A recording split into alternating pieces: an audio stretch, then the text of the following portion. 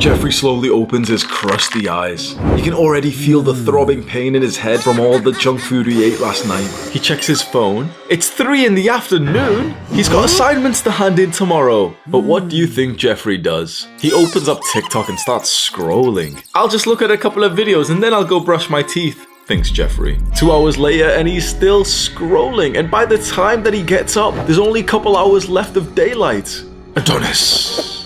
Adonis is awake before the birds have even begun to sing. He understands that for men, life is a race, and if you want to win this race, you have to start before everyone else. Adonis doesn't check his phone. He doesn't even know what TikTok is. Whilst Jeffrey is staggering home from his night out, Adonis is on his morning run. By the time Jeffrey wakes up, Adonis has already been to the gym and finished his work for the day. This is how all young men should live. Myself and a lot of other guys my age, so I'm 25 years old, are so grateful that we've never actually used TikTok properly. But this video is for those younger men who may have a TikTok addiction. And, you know, this seems like a little wishy-washy video, just talking, oh, you know, TikTok's a bad app. But as we get further and further into our understanding of what TikTok actually is and how it truly ruins your life, you start to realize that this is a lot more serious than we think it is. Because on the surface, TikTok seems like a harmless app. It's just, you know, social media. It's just a bit of fun. You can see videos of people like dancing or doing some goofy pranks. Yeah, it's okay, isn't it? But the issue is that TikTok has been meticulously designed to addict you, to siphon away the most important thing that they can take away from you, which is your attention. You open the app harmlessly, you know, just a quick 2 minutes of fun, you start scrolling. The videos are only 15 seconds long, so you surely can't spend too much time on here, right? And then hours pass by. And did you know that the average TikTok user is on TikTok 5 times more than the average YouTube user uses YouTube? 5 times more. YouTube's been around for more than a decade and it's amassed about 2 billion users. TikTok's been around for about 2 years and it's got about half that of YouTube, and it's growing much faster. There's a key to TikTok's ability to hook your attention and just take away hours per day, and it's through the use of unpredictable rewards. Now, you've probably heard about people talking about dopamine recently, haven't you? Like dopamine detox, and Andrew Huberman is like a scientist who talks about dopamine a lot. More and more people are talking about dopamine, and I'm not like some scientist, so I'll just give you a very simple explanation. Essentially, dopamine is kind of like motivation. It's not so much the enjoyment of something, it's more so a pleasurable feeling when you're about to get that thing, when you're on pursuit of that thing. Does that make sense? So you don't actually get that much dopamine when you eat the junk food. You get dopamine when you know you're gonna eat the junk food 5 minutes from now. Dopamine's all about the motivation to go and do the thing. And this is how TikTok absolutely hooks, addicts, manipulates your dopamine receptors, because it's not about you just seeing the best kind of video. It's about the search for the best video. It's about the search for the next video that makes you breathe from your nose.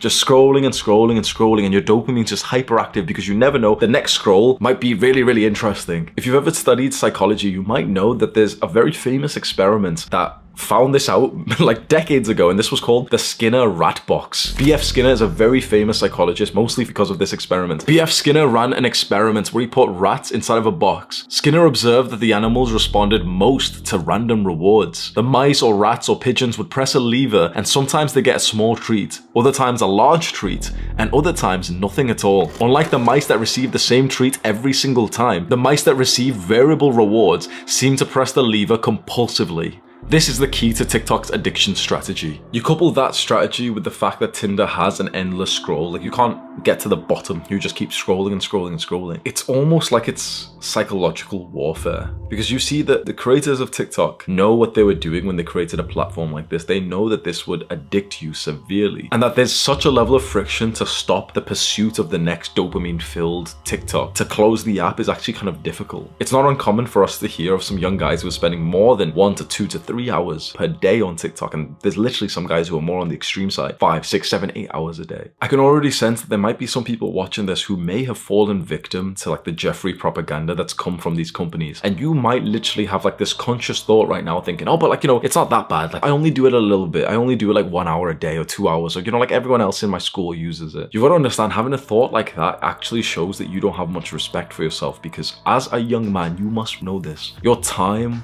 your attention, your ability to do work is worth so much. If you expect to become successful in the future, which I just want you to ask yourself right now, you might have never actually asked yourself this question. So ask yourself totally with honesty, do I expect to become successful in the future? More than just average, more than just making £30,000 or dollars per year, which is like average in these countries. Do I expect to become very successful, make 70K, 100K, 200K per year? Because if the answer is yes, the way that you will achieve that goal of becoming very successful is by valuing your time and putting your time into the things that would actually get you to that level of success, isn't it? Because success is literally all just, have you put in your time into the right things? Have you been learning? Have you been implementing? Have you been trying businesses? Have you been experiencing failure and rejection so that you can grow more? Or have you just been staying in a state of comfort, lying down sideways, just getting more dopamine? Now, everything we've discussed in this video is just basic. It's kind of like common sense now. A bunch of people have understood TikTok's, algorithms are really strong, and, there's artificial intelligence, and there's data tracking, and, there's the dopamine and stuff. Most people know this, don't we? It gets kind of deeper when you really research TikTok even more. That's when the hairs on your arm start to stand up, and you look around thinking that this could literally destroy the world. And I'm not over exaggerating when I say that. You see, TikTok is created by a Chinese company called ByteDance. And ByteDance is actually partnered with the CCP, like the Chinese government. In their agreements, which you can literally read in the terms of service, they are legally obligated to send user data to the CCP, which essentially means that the Chinese government has your data. They know what you're addicted to. And that might not seem too bad, right? Oh yeah, what do they want with data? Look, it's very interesting because we're quite young, and you've probably heard more and more over the last few years about data, haven't you? And you probably thought, like, why do people take that so seriously? Our data, like, we go onto a new website and it says, like, oh, your data tracking cookies, and we just press accept. Like, it doesn't make a difference, right? When you're quite young and almost oblivious to this, you don't really think anything about your data. You don't really think your data is worth much, up until you realize that that's just because we've lived a very like comfortable, sheltered life here in the West, or in some more developed countries like India, Pakistan, and everything. Because you see, in some parts of the world, in particularly China, your data is used to totally control you. So here in the West, our data is used to like track our shopping so they can sell us more stuff. Yeah, fair enough. Okay, who cares? Like, oh yeah, we'll be shown more adverts. Okay, fine, who cares? It's not that important, right? But in China, and this is really true, like they already have what's called like a social credit system. Like they've essentially got like a score. If you've ever watched that Black Mirror episode, I think it's called Nosedive, where it's like everyone has like a 5-star rating out of 5 stars of like what you'd rate each other for, your social mannerisms and everything. In China, they have that. Like they literally give you like a social credit score. And if your score is too low, they literally restrict your freedom. You can't travel, you can't take buses, you can't take trains. And there's an article I read which showed that when there was like some kind of protest in China, they literally locked it down using people's data like this. Like they stopped people from being able to like leave the protest so they could get arrested. They stopped people from being able to enter the protest by stopping like certain like QR codes or something, like people's like data from being able to buy trains and everything. You don't realize how much your data can control you just because just yet we haven't experienced that in the West. And this then coupled with the fact, and you might have heard this, that in China, the TikTok algorithm promotes a very different kind of content than it does in the UK. The algorithm in China has been meticulously designed to promote the kind of content that will inspire their young people to become hard and disciplined. What does the algorithm in the West promote? Degeneracy. In their version of TikTok, if you're under 14 years old, they show you science experiments you can do at home, museum exhibits, patriotism videos, and educational videos. Now, they don't ship that version of TikTok to the rest of the world. It's almost like they recognize that technology is influencing kids' development, and they make their domestic version a spinach version of TikTok, while they ship the opium version to the rest of the world.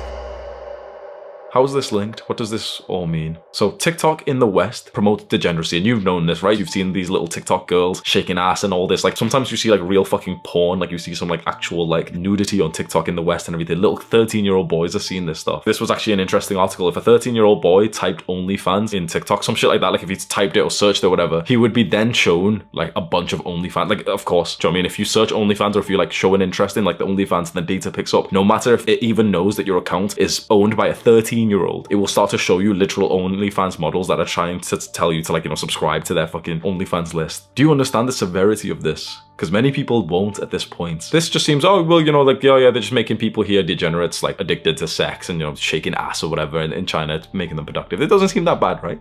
This will only really make sense, like the severity of this will only make sense if you know the consequences of a sexualized nation. There's a quote: if you want to destroy any nation without war, make adultery or nudity common in the young generation. And this quote is becoming more and more realistic. It's become more observable. A country falls when especially the young people become too sexually free. fuck, this video can get really fucking deep. I really hope you can follow along with me. So far, okay, let me just do a recap. So far, we've covered the issues with TikTok. It's extremely addicting. We've covered that TikTok is made by the company ByteDance that reports literally to the CCP, which means that they share data there. And that TikTok's algorithms promote degeneracy, nudity, adultery, open sexual revolution in the West, but then very restrained, disciplined in the East and in China. First of all, we need to answer this question. Why does adultery, why does like sexual freedom destroy a nation? Because that doesn't seem like too obvious right now, does it? Why, when a nation's young people start to have more like free sex outside of marriage, why does that destroy the nation? Well, when people have too much, like, you know, sexually free sex, like, oh, go fuck whoever you want, the family starts to break down. When religion was in control, the only time you'd really be having sex if you followed those rules was at age 18. You know, a man and woman would get married and they'd quickly, you know, be horny as fuck, so you'd quickly get married, you'd have sex, you start having children, boom, you've got a family unit. You've got the nuclear family unit, which was like literally like the most core part of a strong nation. Because if that nation eventually went to war, if that nation was going through some Great Depression, that man would be working hard because he had a family, he had a wife and kids to fight for. When the family is made redundant and the father is killed from the family unit and replaced with the government, and then the young people are promoted to be degenerate, and you see this music and everything. Bro, I haven't watched a music video in a while, and my friend Sam, me and him were on a Discord call, and he just like ended up sharing his screen and he put on like some rap video by so, you know, like one of those like black American rappers, like, you know, you always see them wearing chains and shit. I hadn't watched any music videos in a while. I've not seen any porn, any social media. I don't have any of that shit. I've just seen this random one where it's like they're all in like the hood or something and they've got like a bunch of like degen girls twerking around them. The guys are like, you know, imitating sex moves and everything. It's very degenerate. Obviously, these aren't their fucking wives or anything. Do you know what I mean? Just that made me think like, fuck, like that's actually normal in the West to see this type of degenerate content. You see like these female artists getting like dry humped by their male like dancing stars when they go onto like stage or something. You see all these people promoting like this degeneracy. A lot of people reply to this and say, oh, well, you know, you're a misogynist, you don't want people to, women's sexual freedom and stuff. This isn't about hating on a particular sex. This is about realizing that this causes weakness, because the thing that causes the most strength in a man, and therefore the most strength in a country, is family. And so when we destroy the family by showing people that they can have sex and promoting them to have sex outside of the family, perhaps this can get even more red pilled, because then those same people, especially the women,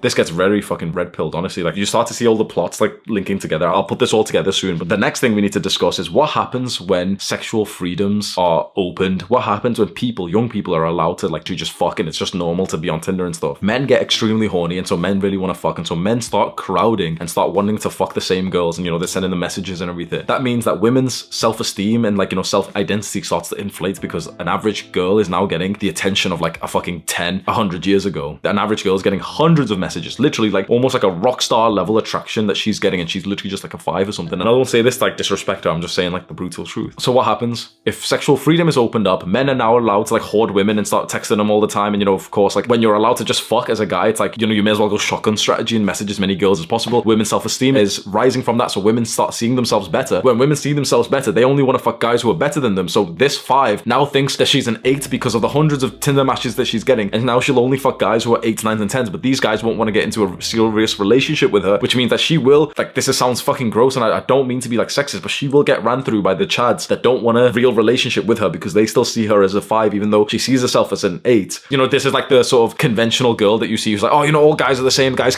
only want one thing and stuff. Like, guess why she's saying that? Because she's had these like instant sexual experiences with guys who then don't want to get into a real relationship with her, because her, you know, her sort of image of herself has been inflated by all the little chumps messaging her. Then she's had so much sex with so many different guys that then that reduces her ability to even pair bond and stay true with one guy in the future. This is where we get controversial, and like right now, I'll be totally honest, I have a fear that I don't even want to record the rest of this video, because it might not be worth me literally losing my entire channel for this video. I could literally get cancelled for what I'm about to say, and I will try and say it in the most like uninsulting way possible. But this same woman then, who thinks of herself here, even though she is here, and she's been then sleeping with, well, she, you know, she wants these guys and she'll happily get into a relationship with them. So, you know, they end up meeting up, going on a date, and then they fuck her, and then they don't like reply because these guys want a girl up there. This girl has now slept with 10 guys, 20 guys, and there's quite gut-wrenching research that shows that when a woman has slept around, her ability to stay faithful drastically decreases. In fact, it is research, this is not like my sexist opinion, there is real core research for this, that the #1 indicator of a woman initiating a divorce and also getting into an affair is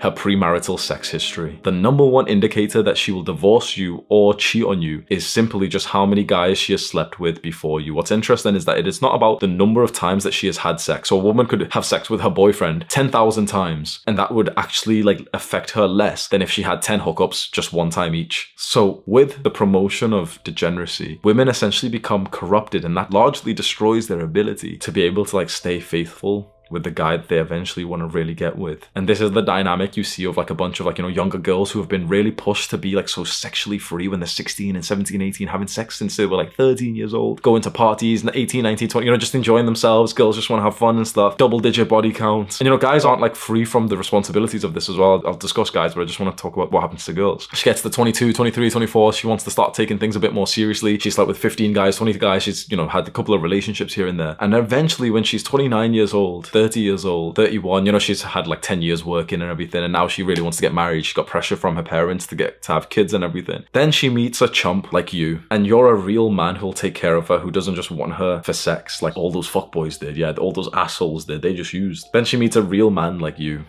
A real man. A man who doesn't really care about her sexual history because he's so secure in himself. So she eventually meets the guy who's like the sweetheart that she's always wanted. And, you know, she falls in love. Yeah, he's amazing. And, you know, he's so happy. Yeah, I've met my princess. And, you know, her past, oh, it's okay. And then her ability to actually stay faithful with this guy is just fucking, like, you know, the data shows that it's lowered. But if we think about it in like an individual case, what a realistic scenario might be is that, you know, 6 months they've been together, 1 year, they've got a child, 2 years, 3 years, they've got 2 children. And, you know, years have went by, bro, years. And she's had children and everything. Now she's focused on the children. She's maybe in work and stuff. And she reminisces of like the Chad from 10 years ago who like, you know, used to pound the fuck out of her. And she ends up like, you know, just like being a little bit free on a voice call with one of her girlfriends, and they're just talking, and, you know, they just like subtly keep their voice down. Like, oh yeah, do you remember Chad? Like, he just came back into the city today. And she's like, oh my God, you know, his dick was so big and everything. And he slept with me so, like, it was so fucking good. I can't believe like that one time him and his friends did, you know, and then imagine her husband's like listening in from the door. I know this seems like weird as fuck, like misogynist, but like, bro, this is real stuff that happens. For guys, it's a very interesting case of how TikTok, well, not just TikTok, but, you know, just the degeneracy leads to this, because guys are then, you know, we've already had this natural impulse inside of us to like fuck a lot.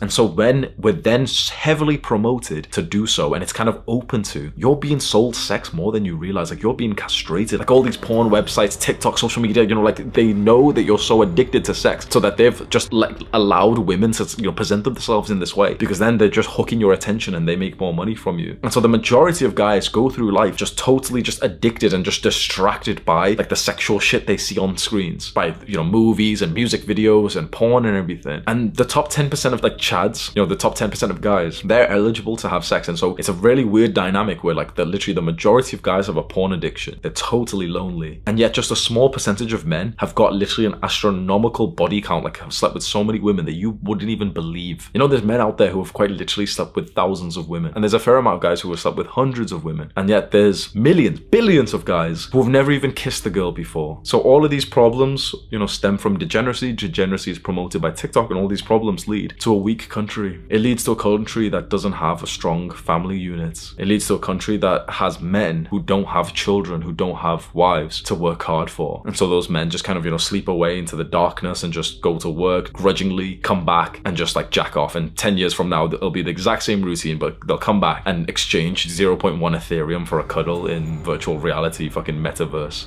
TikTok isn't entirely to blame for this, because degeneracy has started in these Western countries for a while. But how TikTok comes into this equation is very interesting. There is a term called subversion. Subversion is a term for destroying your enemy's culture from the inside. It's like a war tactic. There is literally a war tactic that discusses how to destroy a nation without actually going to war, and it's by degrading their culture and the strength of their men. And there is a war strategist, a very famous Chinese war strategist from like ages ago, hundreds or maybe thousands of years ago, called Sun Tao. And there's a book called The Art of War. And in this Chinese book of like war strategy, it says that one of the greatest war strategies out there is to destroy the enemy country without even fighting a war that they realize that they're fighting. Essentially to like have an invisible war that the enemy country doesn't even realize that they're at war. That strategy has been used to create TikTok.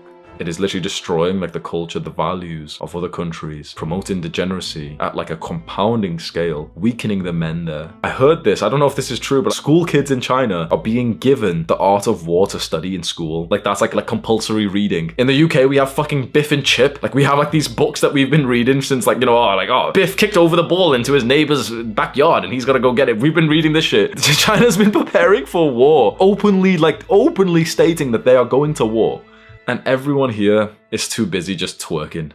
The degeneracy of the West is unfounded. You know, you've heard Tate talk about London being like a failed state. And I think a lot of people agree with that. Like, you know, London is like very dangerous and everything. I'm in London right now, by the way. I'm not from here. Like I'm from like up north in Warrington, Manchester. But like this is my first time really coming here. I was about to move here, get an apartment here. And when I heard this stuff like, oh, you know, London's a failed state. It's really dangerous. There's a bunch of like stabbings and stuff here. I was like, oh, you know, it's probably overblown. It's probably in like the broke areas. London's like really big. So it's like, it's in some like broke ass little town close to London or something. I've been here for a month and there's been like 4 quite dangerous like instances that we've experienced. And like me and my girl, like, we're not like that social. Like obviously we're like, you know, nice people and stuff, but like we've not been out partying. We've not been out every single day. I literally just wake up and just work all day and we go to the gym. That's like the only time that we're outside of the house. Literally just yesterday, we just witnessed that guy getting robbed. Like we were here, we're in the bedroom right now of this apartment we're staying in. We hear like screaming outside. We look out this window right fucking here. We look out and quite literally, bro, 50 meters away, there's a Deliveroo driver getting robbed by 2 guys. They're literally punching him. They're looking through like the box, you know, like the mopeds, like the scooter guys who will come and deliver your food and stuff. They've got like a little box where the food is kept. They're like going through that whilst like beating the shit out of the Deliveroo driver. I've called the police and everything. And I'm just watching it thinking like, bro, those guys are literally robbing this guy for like £20 worth of fucking food. It shook me up. I called Sam and everything. We just kind of like laugh. Yeah, London's failed and everything. And maybe this wasn't a good idea, but after doing that, bro, I went onto like Google and everything and just started, I was like, you know what? I actually need to be a little bit more anxious because this shit's real and I've been like too sheltered. So I actually did what Tate recommended. I went onto Google. I don't recommend it. I don't think you should do this, but like if you're interested and you're morbidly interested and maybe if you're over 18, I went onto Google and I just searched London stabbing and I actually read like in detail some of the articles. And then I'm not going to tell you where just in cases, but like I searched for the specific area that I'm in and searched stabbing and started to like, you know, see the articles of people being stabbed near here and where it would say which street they were stabbed in. You know, a news article will say like, oh, he was killed in this street. I'd copy and paste that street into Google Maps, bro, and it fucking shook me up because they were literally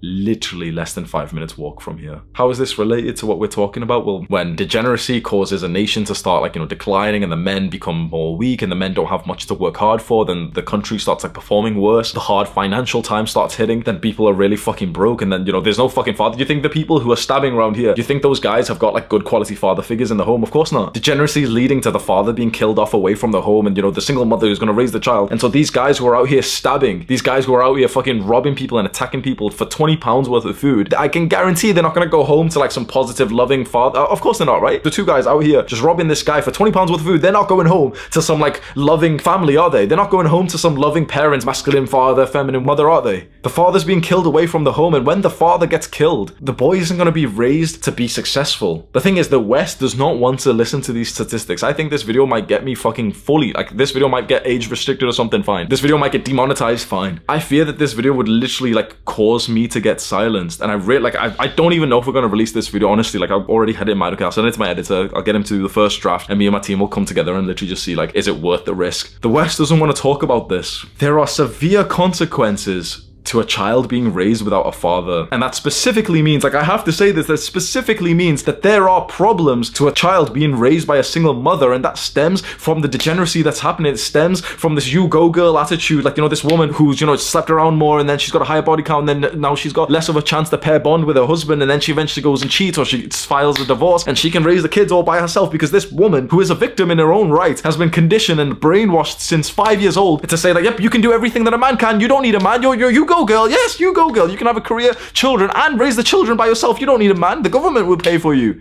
Men are being escorted out of their families, and this is what the result is. What you hear about in London, these London stabbings of like these fucking fucked up young men who are going around with knives, with machetes, with fucking swords and literally killing innocent people, that's happening because of only 2 things. It's happening because the father has been taken away from the home, and the father's been taken away because of degeneracy, because of TikTok, and also it's happening because of poor mental health, which again has been caused by TikTok. And TikTok again is not just the entire problem in porn websites, other social medias. I told you that this would get a lot deeper than just oh, it's, you know, it's a social media website and that's not good for us. Maybe you're watching this right now and you think I'm absolutely crazy, or maybe you're watching this with so much fucking interest because it's clicking in your brain. You're thinking like, fuck, now the pieces have been put together. I don't know as like a macro level solution to this. I really don't know. But I know for certain what will work for you is your own self-improvements. It's your own journey of delaying gratification, of improving your mental health, of going to the gym and becoming a strong man because you will be needed soon. Now is the best time of your entire life to become a strong man and to start making money. And just in cases you need to like leave your country, if you're in the West, if you're in UK or US, just in cases you need to fly out and like take your family to like some other country or something, like, bro, I don't know what's gonna happen. But when I researched TikTok as I did for this video, I'm scared. I'm literally not saying this to like, you know, invoke your emotion and hopefully get more engagement in this video, bro. This is something that's like literally kept me paranoid for like the last 2 weeks. And I know for a fact some people are going to reply to this video like, oh yeah, he's just paranoid. Oh, he's so anxious and stuff, bro. Like, if you're not paranoid, I think that's weird. I don't think I'm the weird one for being paranoid when we've been presented with this data. I think the people who aren't paranoid, who are just still with the same mindset, like, oh, you know, it'll be okay. Like, just because we've never experienced like a first-hand war in our lives, you know, if you've lived in the UK or something, it doesn't mean that one can't happen. There's countries right now who have literally like been invaded. They weren't expecting a war like 1 year ago. Everything just seemed kind of normal. Things can change. And if it helps my argument at all, every rich guy that I have in my contact list is preparing for war. Like, they're preparing, stacking up more money. We're all literally speaking about like, okay, what's the plan of action right now?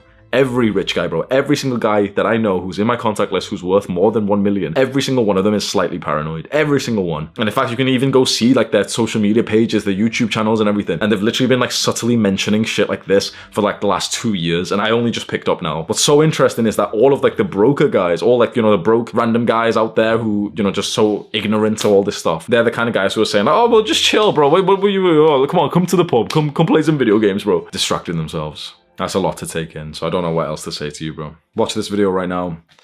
Do the hard work, especially when you don't feel like it. Mwah.